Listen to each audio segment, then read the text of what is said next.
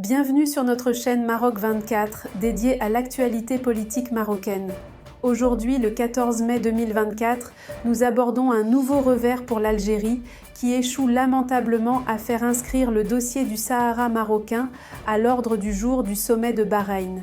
En dépit de ces pressions médiatiques et politiques incessantes, le régime algérien, tel un marchand désespéré au souk, n'a pas réussi à convaincre la Ligue arabe d'ajouter cette question à leur agenda. Des sources internes confirment que la Ligue reste inébranlable.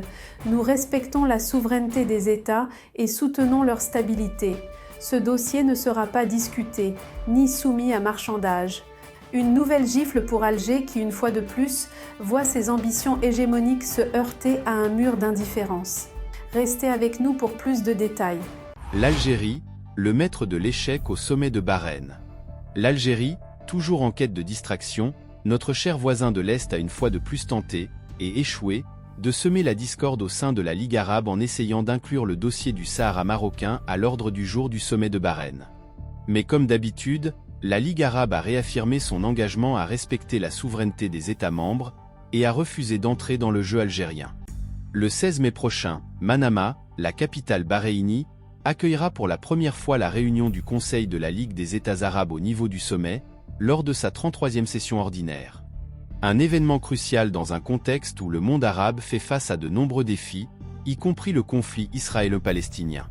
Pourtant, malgré les rumeurs propagées par les médias algériens, le Sahara marocain ne figurera pas à l'ordre du jour.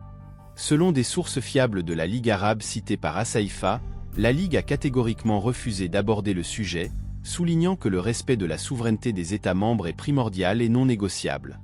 Apparemment, l'Algérie ne comprend toujours pas ce concept de base du droit international. Alors que le président algérien, Abdelmadjid Tebboune, continue de clamer que le Sahara est une question de décolonisation, et que la Ligue arabe n'a jamais reconnu la souveraineté du Maroc sur cette région, la réalité est que ces déclarations sont de la poudre aux yeux. Tebboune tente désespérément de détourner l'attention des véritables problèmes internes de l'Algérie en ressassant des querelles d'un autre âge. De son côté, le ministre algérien des Affaires étrangères, Ahmed Attaf, est arrivé à Manama ce lundi matin pour présider la délégation de son pays lors de la réunion préparatoire. Malgré tous ses efforts, il est clair que ces tentatives de manipuler l'ordre du jour du sommet sont vouées à l'échec. Quant au Maroc, il est représenté par une délégation de haut niveau, comprenant Mohamed Aïtouali, ambassadeur du Maroc à Bahreïn, et Moustapha Benkaï, chef du département des relations avec le monde arabe et islamique du ministère de l'économie et des finances, entre autres.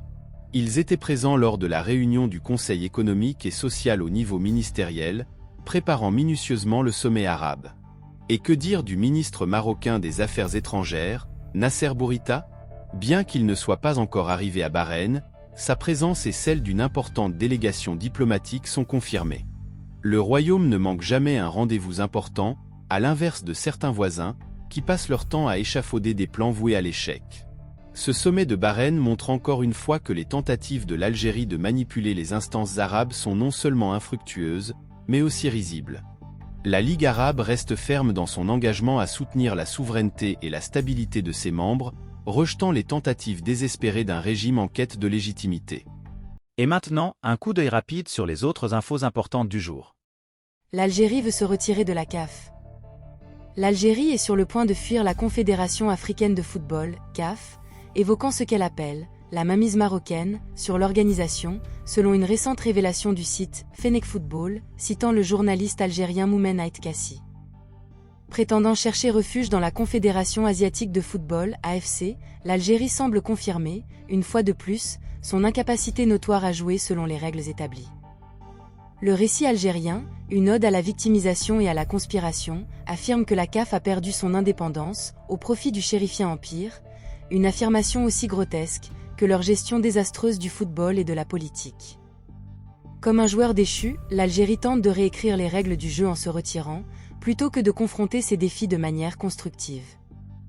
Cette manœuvre désespérée survient après l'affaire Usma RS Berkane, qui aurait été la goutte d'eau pour Alger.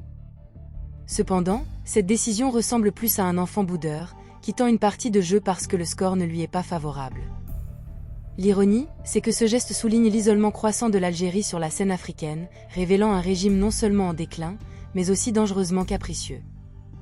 La tentative de transition vers l'AFC ne sera pas une promenade de santé, car même cette décision requiert l'approbation de la FIFA, une instance qui pourrait ne pas être aussi indulgente à l'égard des caprices algériens.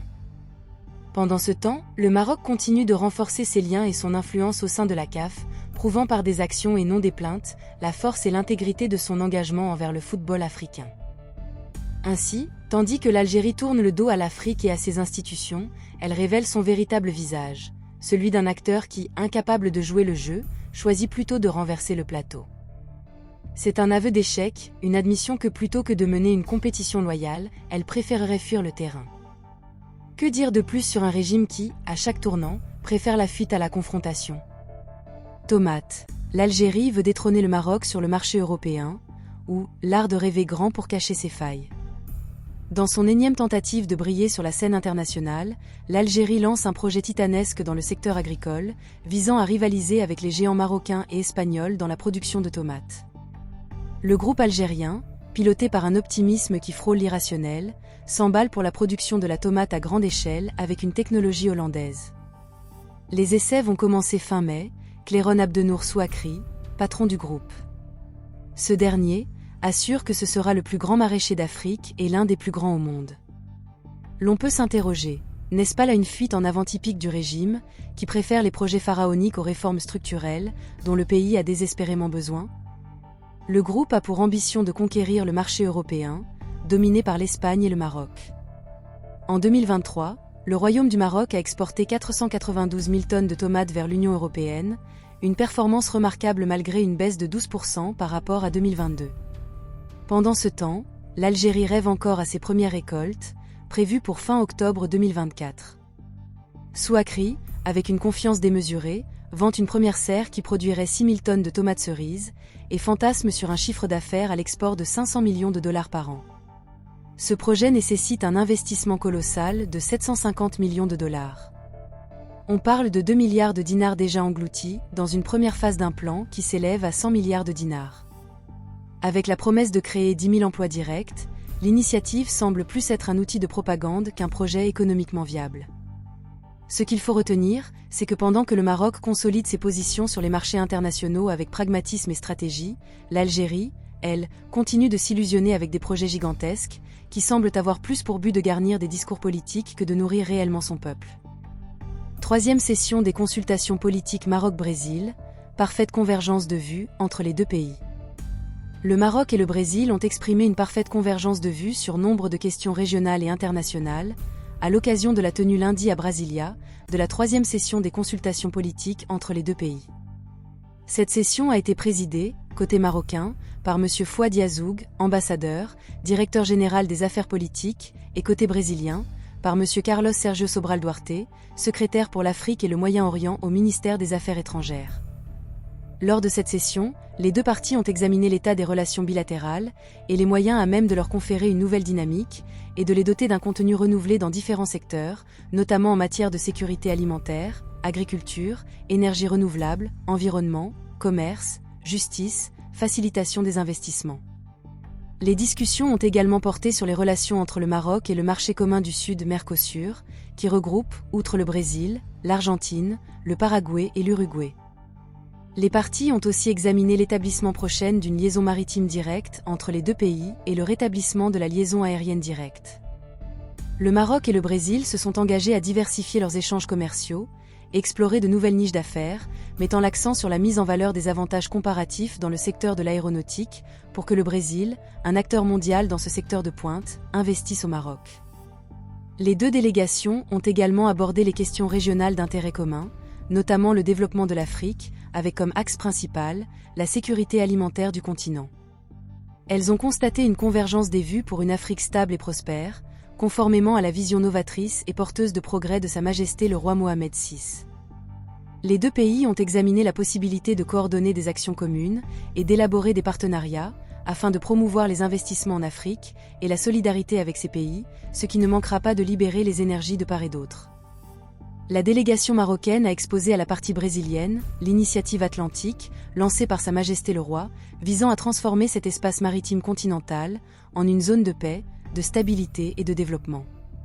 Outre M. Yazzour, La délégation marocaine était composée de l'ambassadeur du Royaume au Brésil, M. Nabil Adgogui, de M. Ismail Chekouri, directeur des questions globales, Mme Neuza Attahar, directrice du département des Amériques et M. Omar Rabi, conseiller au cabinet du ministre des Affaires étrangères, de la coopération africaine et des Marocains résidant à l'étranger, source, la MAP.